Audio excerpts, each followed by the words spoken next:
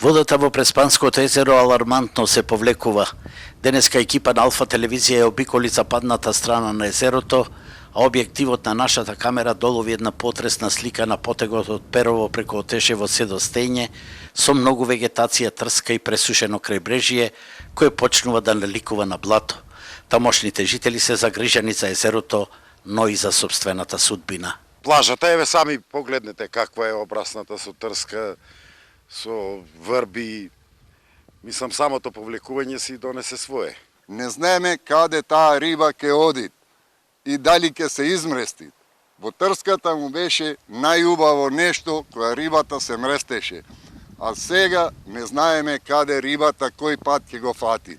Не ги интересираат никого, не го интересираат. Ни интересираат ни влада, ни држава, ни општина, никого не го интересираат. Ако го интересираат некого ќе преземе, а нешто ќе направи. Екологистите велат дека три главни фактори се причина за оваа состојба. Најпрвен сушата, па истекувањето во Охридското езеро и бунарите за наводнување. Сега дефицитот на вода е огромен, а можноста за загадување е уште поголема и може да се прелее и во Охридското езеро. На Преспој недостатуваат волумен од вода од 6 дојрански езера. Значи нашиот проблем е 6 пати поголем.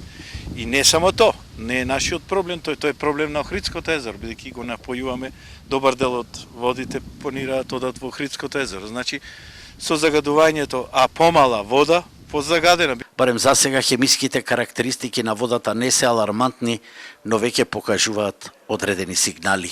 Состојбата моментално од растворлив кислород е добра, температура добра, а во смисла на растворливи честички, значи се движи некаде во средина.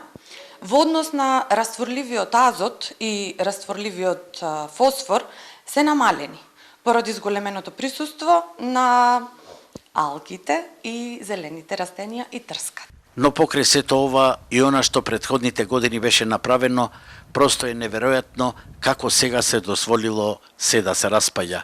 Во Сливница и Стење за уредување на плажите претходната власт вложи 1,3 милиони евра, а сегашната ги остави без концесионери, што во Стење веќе создава уништувачки последици. Ако природата поради сушата годинава го зеде својот данок во Преспанското езеро, сепак и човечкиот фактор има свое влијание, особено во Стење, каде што урбаната опрема и се друго како објекти што е тука инвестирано остана без концесионер.